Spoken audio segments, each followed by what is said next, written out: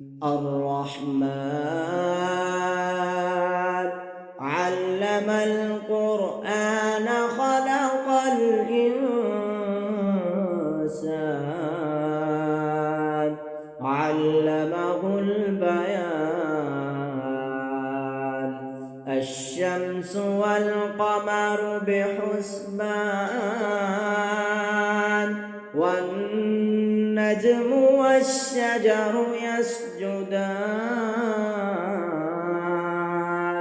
والسماء رفعها ووضع الميزان ألا تطغوا في الميزان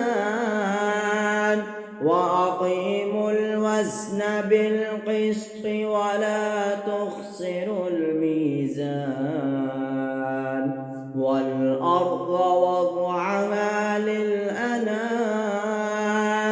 فيها فاكهة والنخل ذات الأكمام